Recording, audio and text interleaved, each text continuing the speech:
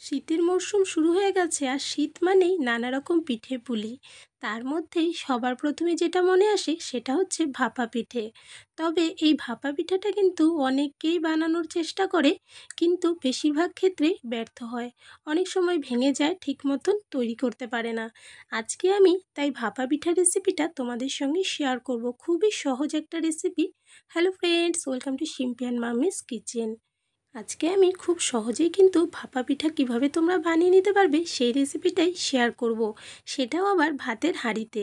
ভাপা পিঠা বানানোর জন্য তোমাদের কিন্তু আর বেশি চিন্তার কোনো কারণ নেই। ভাতের হাঁড়ি তো সবার ঘরেই থাকে, সেই হাঁড়িতেই খুব সহজে এই পিঠাগুলো বানিয়ে নিতে পারবে।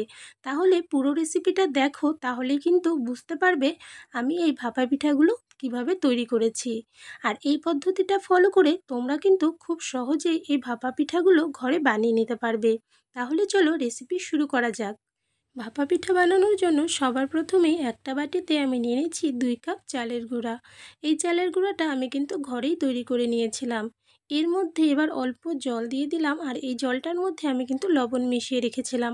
অবশ্যই পরিমাণটা বুঝে তোমরা লবণ অ্যাড করবে। আমি কিন্তু হাফ কাপের থেকে একটু বেশি জল নিয়েছিলাম আর তার মধ্যে হাফ চামচ লবণ দিয়েছিলাম, তবে এখান থেকে খুব সামান্যই আমার কিন্তু জল লেগেছে।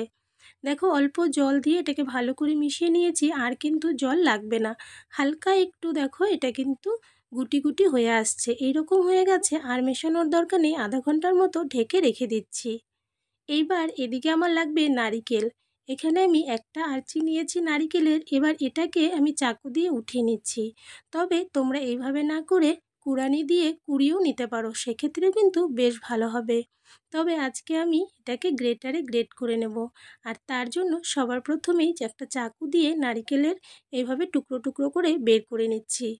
নারকেলগুলো দেখো আমি বের করে নিয়ে ভালো করে একটু ধুয়ে নিয়েছি। এবার একটা গ্রেটার নিয়েছি। গ্রেটারের এই মিডিয়াম যে সাইডটা আছে সেই কাটারটা দিয়ে আমি কাটবো। সব থেকে বড়ো সাইডটা দিয়ে কাটলে অনেকটা বড় হয়ে যাবে, আর যেটা ঝিরিঝিরি আছে তোমরা চাইলে সেটা দিয়েও এটাকে গ্রেট করে নিতে পারো। তবে আমি এই মিডিয়াম সাইজের গ্রেটারটা দিয়ে নারকেলগুলো গ্রেট করে নিচ্ছি। দেখো, সবগুলো নারকেল আমার কিন্তু গ্রেট করে নেওয়া হয়ে গেছে, আর বেশ অনেকটাই কিন্তু হয়েছে। তোমরা চাইলে একদম ছোট যে গ্রেটারটা আছে সেটা দিয়েও করে নিতে পারবে। এদিকে আধা ঘন্টার মতন হয়ে গেছে। এবার আবারও আমি চালের গুঁড়ির মিশ্রণটা নিয়ে নিলাম।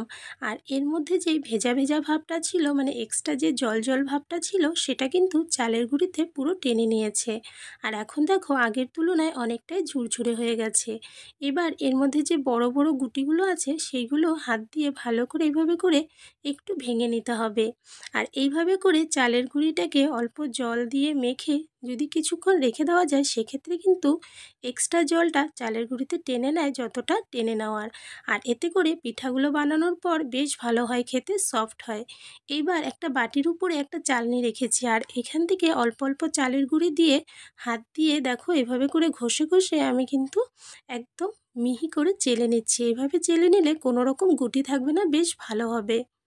দেখো আমি কিন্তু করে নিয়েছি পুরো চালের গুঁড়াটা। আর এটা করতে খুব বেশি সময়ও কিন্তু লাগে না, ফটাফট তৈরি হয়ে যাবে। কত সুন্দর একদম গুঁড়িটা তৈরি হয়ে গেছে। এইবার আমি আবারও নিয়ে নিলাম নারিকেল, তার সঙ্গে নিয়েছি কিছুটা গুড়। আর এখানে নিয়েছি একটা ছোট বাটি। তবে আরও একটু ছোট বাটি হলে আরও ভালো হতো, তবে এখানে এর থেকে ছোট বাটি ছিল না, তাই একটু বড় বাটি আমি নিয়েছি। এবার বাটিটার মধ্যে একটু চালের গুঁড়ি লাগিয়ে নিলাম। তারপর এর মধ্যে চালের গুঁড়ি এবং লবণ জল দিয়ে যে মিশ্রণটা করে রেখেছিলাম সেইটা কিন্তু নিয়ে নিয়েছি। তার উপর থেকে অল্প নারিকেল ছড়িয়ে দিলাম। তার সঙ্গে দিয়ে দিচ্ছি কিছুটা গুড়। তোমরা গুড়ের পরিমাণটা যে যতটা পছন্দ করো সেভাবে দিতে পারো, বেশি করেও দিতে পারো, একটু কম করেও দিতে পারো। এবার উপর থেকে আবারও কিছুটা চালের গুঁড়ি দিয়ে ভালো করে এটাকে ঢেকে দিচ্ছি।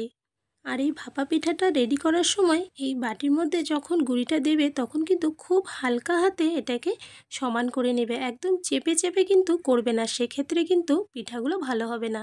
এবার একটা সুতি কাপড় দিয়ে এটাকে ঢেকে দিলাম। আর কাপড়টাকে অবশ্যই একটু ভিজিয়ে নিতে হবে। এইদিকে প্রথমেই বলেছিলাম ভাতের হাঁড়িতে করব, তাই ভাতের হাঁড়িতে অল্প জল বসিয়েছি, জলটা ফুটছে। উপর থেকে একটা নেট দিয়ে দিলাম। তার উপরে আমি কিন্তু পিঠাটা রেখে দিয়েছি, আর বাটিটা খুব সহজেই কিন্তু উঠে আসবে। তারপর এটাকে ঢেকে একটা ঢাকনা দিয়ে ঢেকে দিলাম 10 থেকে 12 মিনিটের জন্য। এবার ততক্ষণে আরও একটা আমি রেডি করে নিচ্ছি। এদিকে দেখো বাটির মধ্যে আবারও একটু চালের গুঁড়ি লাগিয়ে কিছুটা গুঁড়া দিয়ে দিলাম, তার উপর থেকে নারিকেল এবং গুড় দিয়েছি, তার উপর থেকে আবারও কিছুটা চালের গুঁড়া মানে যেটা আমি রেডি করে রেখেছিলাম পিঠার জন্য সেইটা দিয়ে ভালো করে চামচ দিয়ে একটু সমান করে নিলাম। তারপর উপর থেকে আবারও একটা কাপড় দিয়ে ঢেকে নিচ্ছি।